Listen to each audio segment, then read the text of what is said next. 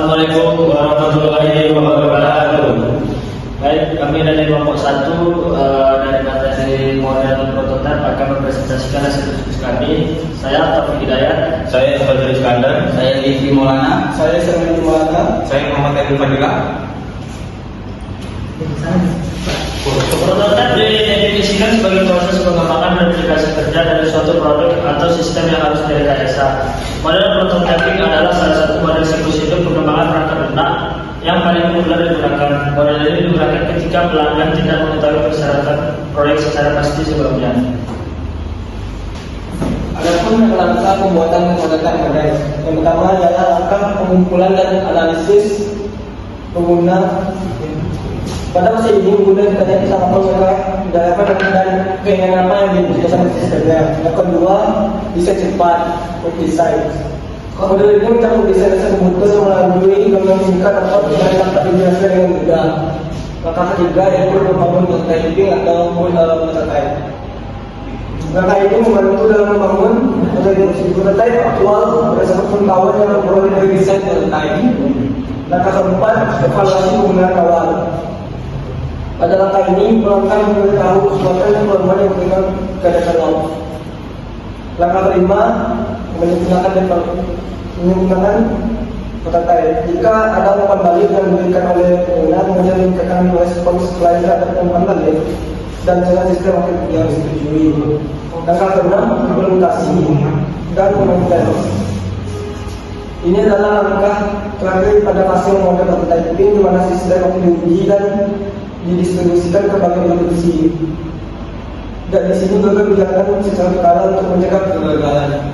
Model prototipe yang pertama itu prototipe sekali pakai 4. Teknik ini menawarkan metode yang berguna untuk mengeksplorasi ide dan mendapatkan umpan balik pelanggan untuk masing-masing ide. Yang kedua itu prototipe evolusional. Dalam metode ini prototipe yang dikembangkan pada awalnya disempurnakan secara bertahap berdasarkan pemasukan pelanggan hingga akhirnya diterima. Yang ketiga itu pembuatan prototipe tambahan. Dalam jenis prototipe tambahan ini, produk akhir yang diharapkan dipecah menjadi beberapa bagian kecil prototipe dan dikembangkan secara individual.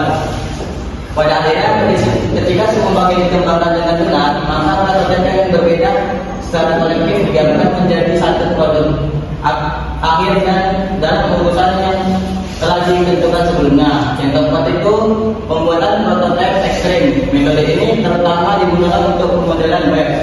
Ini terdiri dari 3 fase independen berurutan. Pada tahapan ini prototipe dasar dengan semua halaman statis yang ada disajikan dalam format HTML. Pada tahapan kedua, layar fungsional dibuat dengan simulasi proses data menggunakan lapisan layanan prototipe. Ini adalah langkah terakhir di mana semua layanan diimplementasikan. 3.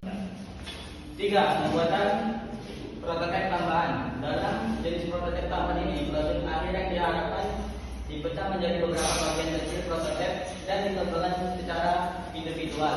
Pada akhirnya, ketika semua bagian dikembangkan dengan benar, maka prototipe yang berbeda secara kolektif digabungkan menjadi satu produk akhir dan urutan yang telah ditentukan sebelumnya. Yang keempat itu pembuatan prototipe ekstrim. Metode ini terutama digunakan untuk pengembangan web. Ini terdiri dari 3 fase independen berurutan.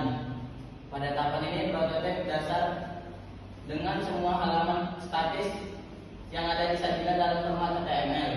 Pada tahapan kedua, layar fungsional dibuat dengan simulasi proses data menggunakan lapisan layanan prototipe. Ini adalah langkah-langkah terakhir di mana semua layanan implementasikan dan dikaitkan dengan prototipe akhir.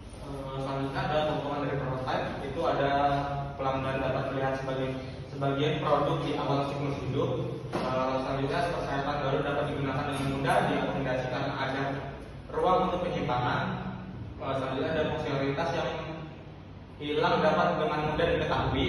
Selanjutnya ada kesalahan dapat dideteksi lebih awal. Selanjutnya prototipe yang dikembangkan dapat digunakan kembali oleh pengembang. Ada fleksibilitas dalam desain, umpan balik awal dari pelanggan dan pemangku kepentingan dapat membantu memandu proses pengembangan. Selanjutnya ada pembuatan prototipe dapat digunakan untuk menguji dan memvalidasi keputusan desain. Pembuatan prototipe dapat membantu pengurangan resiko kegagalan proyek.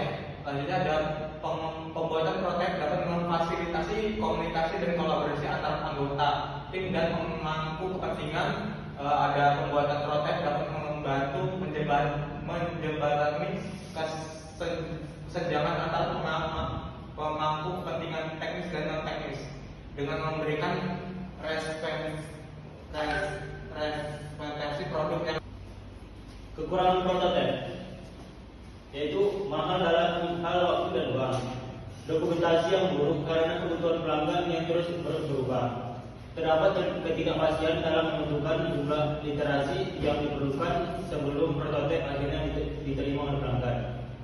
Pengembangan terburu-buru membuat prototipe mungkin akan mendapatkan solusi yang kurang optimal. Prototipe mungkin tidak dapat diskalakan untuk memenuhi kebutuhan pelanggan di masa depan. Fokus pada pengembangan prototipe mungkin tergeser dari produk akhir sehingga menyebabkan tertundanya proses pengembangan. Prototipe mungkin tidak mempertimbangkan kelayakan teknis dan masalah skalabilitas yang mungkin timbul selama pengembangan produk akhir. Prototipe mungkin tidak mencerminkan kebutuhan bisnis pelanggan yang sebenarnya sehingga menyebabkan ketidakpuasan terhadap produk akhirnya. Penerapan model prototipe. Model prototipe harus digunakan ketika persyaratan produk tidak dipahami dengan jelas atau tidak stabil. Model prototipe juga dapat digunakan jika kebutuhan berubah dengan cepat. Model ini dapat berhasil digunakan untuk menggambarkan antar muka pengguna, sistem intensive perangkat lunak dan teknologi tinggi, dan sistem dengan algoritma dan antar muka yang kompleks. Model pembuatan prototipe juga merupakan pilihan yang sangat baik untuk menunjukkan kelayakan. Terima kasih atas perhatiannya. Sekian dari kami. Assalamualaikum.